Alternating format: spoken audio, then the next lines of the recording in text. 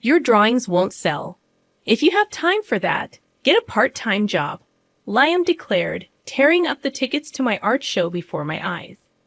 As the torn pieces fluttered to the ground, tears welled up in my eyes.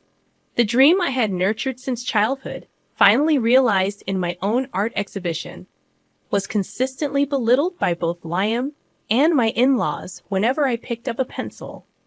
Despite the constant criticism, I persisted. I juggled household chores and the care of our daughter Lucy, never neglecting my responsibilities. I refrained from criticizing Liam's hobbies, but this blatant disrespect was too much to bear. I decided I wouldn't forgive Liam. It was time to live life on my terms, without allowing anyone to dictate or complain. Picking up the torn tickets, I locked eyes with Liam. I'm Emma, 35 years old, married to Liam since I was 22. Lucy, our only daughter, just started elementary school. As a mother, seeing her adapt to school life brings me some peace of mind. After seeing Liam and Lucy off and completing household chores, I settle at my desk. Working as a freelance illustrator, my clients range from individuals to corporations. Despite steady commissions, my family has never acknowledged the value of my work. We reside in a second-hand house with my in-laws, who contribute nothing to household chores and only complain about my cooking and drawing, labeling me as useless. Their belief that drawings can't make money persists, despite my explanations. They suggest I give them money from the Social Security checks they receive, claiming it's proof of their past hard work. I proposed living separately, but Liam always defends his parents, making me the villain. Lucy adores her grandmother, who spends her money on toys for her.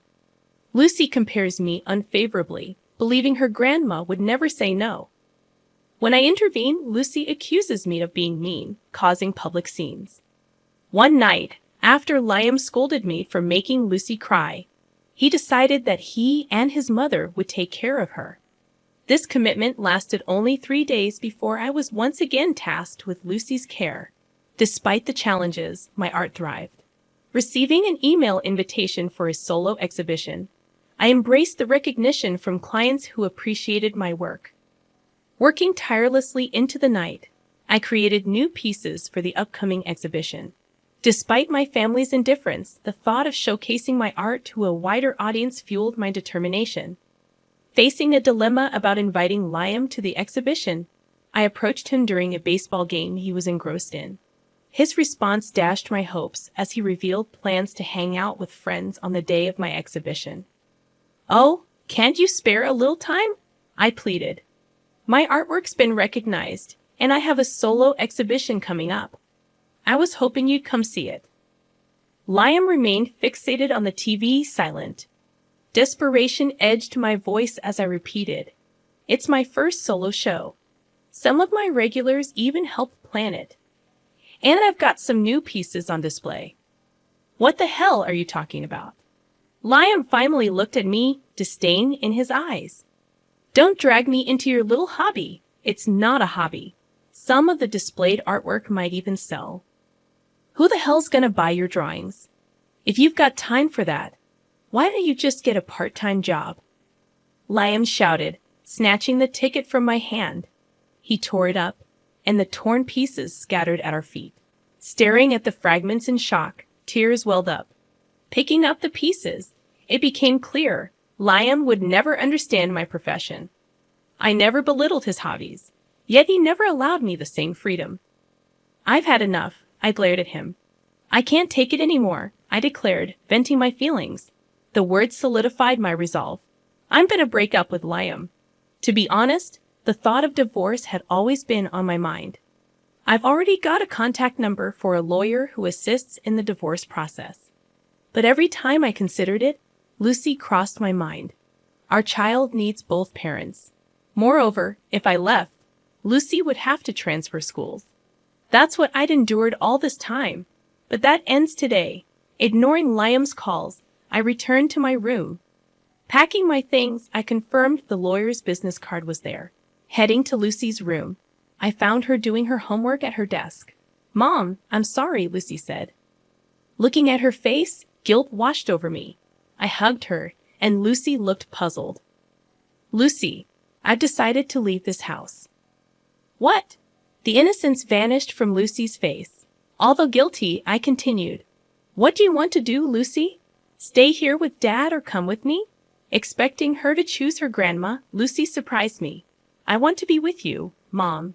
Lucy, I love the paintings you make, I said, and Lucy laughed. She smiled shyly and pointed at her desk. Just trying to be like you. I want to be a good artist too. No, you're already good. You'll surpass me soon. Tears filled my eyes. Lucy was drawing a young girl standing in a flower field, a theme I often drew. Leaving a note and the lawyer's business card on the dining table, Lucy and I headed to my parents' place. They welcomed us without hesitation, aware of the situation. It must have been tough with Liam behaving like that, Emma, my mother said. Yeah. Before I could catch my breath, my cell phone rang. It was Liam, seething with fury on the other end. Emma, where's Lucy? She's with me. She decided to stay with me at my parents' place. If we're going through with a divorce, we'll need to discuss Lucy's arrangements. Though I aimed to shield Lucy from confusion, I yearned to seek support from my parents before navigating the divorce process.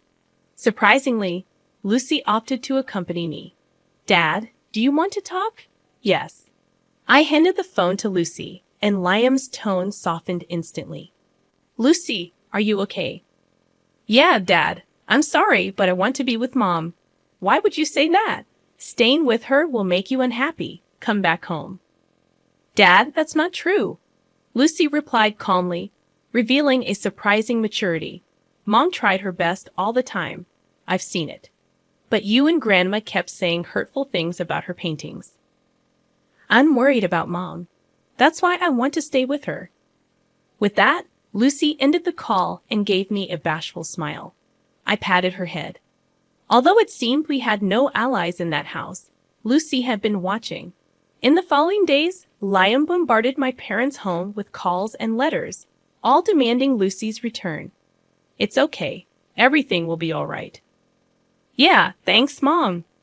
I continued my work as an illustrator, maintaining a calm demeanor while working from my parents' place. Unlike my in-laws, my parents contributed to household chores, and we supported each other. Naturally, I spent more time with Lucy.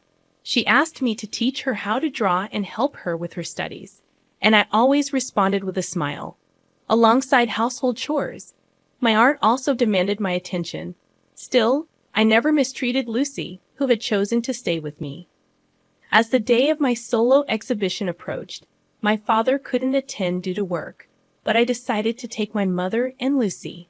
Then, one day, a knock echoed at my parents' front door. Lucy eagerly ran to answer it, but halted abruptly, returning to me in a frightened voice, Mom, Dad's here. I had anticipated Liam might show up in person eventually. I took a deep breath. I had no intention of letting him in or even opening the door. I planned to send him away immediately. What do you want? I tried to sound as cold as possible. To my surprise, Liam's reply was, Emma, please come back. I was wrong.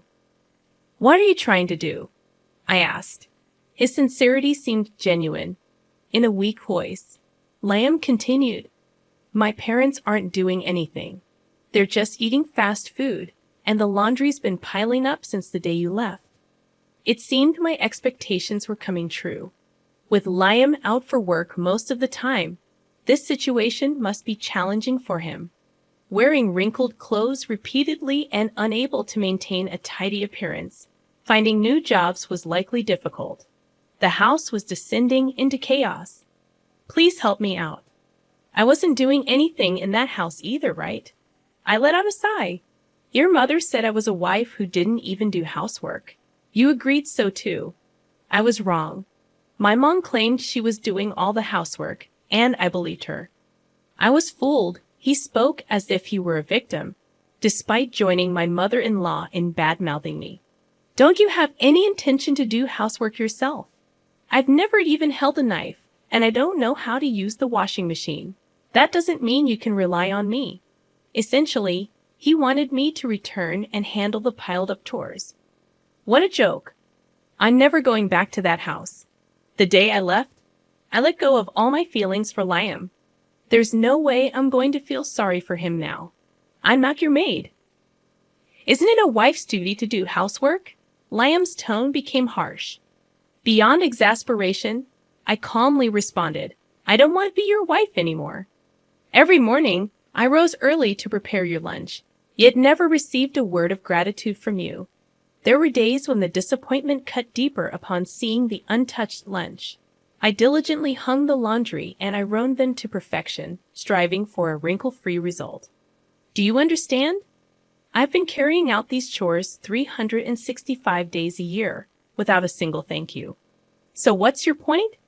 Isn't that what wives are supposed to do? If there had been gratitude, we could have been a normal couple. I feel more strongly now that we'll never truly understand each other. Liam didn't get it, and he didn't want to. He was just temporarily down on his luck. Deep down, he hasn't changed. I'm going to live on my own strength. You should try hard on your own too. Hey, Emma. Liam continued, but I ignored him and returned to the living room. Despite Liam banging on the door, he eventually seemed to give up and left.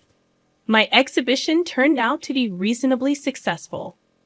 Walking around the venue hand in hand with Lucy, my mother beside us, she pointed to a visitor and remarked, Isn't that Liam? Ha! I was taken aback. Facing Liam directly would be awkward, and it might bother Lucy. With these thoughts, I observed the visitor's face. He wore his hat low, but it was unmistakably Liam. Mom, watch Lucy for me. All right. I left Lucy with my mother and approached Liam, speaking quietly to avoid disturbing others. What are you doing here? Have you really made painting your job? His tone lacked spirit, and his clothes appeared wrinkled and unkempt. Liam's eyes briefly met mine. But you're not selling any, right? Look over there. I pointed to a certain corner of the venue. The painting on the wall is a new piece. Below it, it shows sold. That painting's already been snagged by a private collector, and it has a price tag. Want to know how much? No, I'm good. Liam took a step back, looking startled. The sight of my artwork being sold seemed to shock him. Excuse me, do you have a moment?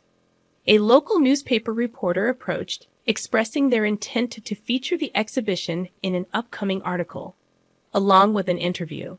For freelancers, networking is crucial, and this was a welcome opportunity. Liam's eyes widened. You're really making it big, aren't you? Well, let's just say I make more than you do, I replied matter-of-factly. Liam looked flustered, letting out a groan. He seemed to grasp the reality that our incomes were just enough to get by, and his parents' social security checks weren't the financial cushion they believed them to be. Emma, you're really something. What are you talking about now? I walked away from Liam, but he followed closely. Emma, let's start over. Paint as much as you want. I'll help with the chores. Please come back. I didn't respond. His plea felt too self-serving, leaving me dumbfounded. Then I noticed someone watching, a ragged-looking couple. It was Liam's parents. Standing in front of my sold painting, their eyes darted between the sold sign and me. They didn't even glance at the artwork. They were simply astonished that my paintings could turn into cash.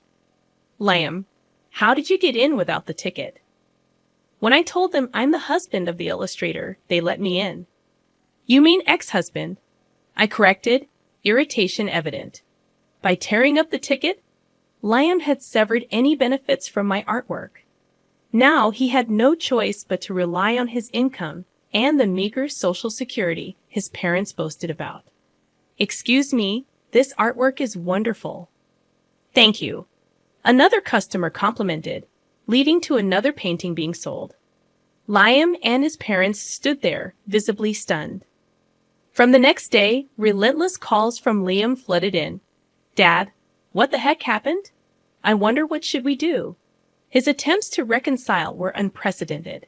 After some thought, I reported Liam to the police as a stalker. Despite receiving a warning, Liam persisted with his calls and stalking, resulting in police custody. Me? A stalker? You gotta be kidding! I'm her husband. That was his futile argument, considering we were already divorced. His parents, embarrassed and feeling the judgmental gaze of their neighbors, distanced themselves from Liam as if fleeing. Regardless of where they went, rumors followed. My family never approved of my job. That must have been tough, I shared during an interview. I'd opened up about the agony of not receiving recognition for my work from Liam and his parents. The headline in the local paper read, "Rising Star Creator, a Tragic Heroine." Despite adversity, she continued drawing. Looking at the article, it felt as though it was about someone else. Being labeled a tragic heroine wasn't as glamorous as it sounded. It was indeed challenging. However, things had changed for the better. I now had my daughter, my parents, and fans who appreciated my work. Liam, the very thing you rejected, had this much power. Thanks to the feature in the local paper, my reputation as an author improved. I started receiving more work and could support my daughter on my income alone. Staying at my parents' house felt uncomfortable, so I rented an apartment near my daughter's school. My parents seemed disappointed, offering, "You can always stay with us. You've been through a lot in that house." "Thanks, but it's my life," I said, reminding myself not to rely on others, a lesson taught by Liam and his parents. I'm going to take that lesson to heart. One day, my daughter brought a friend home from school. Adjusting well after transferring, despite the inconveniences caused by my circumstances, she proudly introduced me. "My mother's an artist." That's so cool. Since moving, my daughter sounded more mature. She switched from calling me mom to mother and began practicing drawing more seriously. Previously, she doodled random drawings, but now she showed interest in the tools I used for work and spent more time watching me. "I'm gonna be like you, mother." "Really? That makes me happy. Want to try using this pen?" "Really?" She blushed with excitement, reminding me of the joy I felt when I got new art supplies. Like mother, like daughter. At first, Lucy couldn't draw a straight line. Every attempt resulted in warped lines, creating a jumbled mess. However, after many tries, Lucy's drawings started to resemble actual pictures, and her use of paints and colored pencils showed promise. Apparently, she was one of the best artists in her class. "Look at this," the teacher complimented her drawing. "Really? Let me see." I was truly amazed. Witnessing my daughter's growth made me incredibly proud. I had only taught Lucy the basics, breaking down the human body into sections for easier drawing and explaining the relationship between light and shadow. Beyond that, she must have learned by watching me work or studying my finished paintings.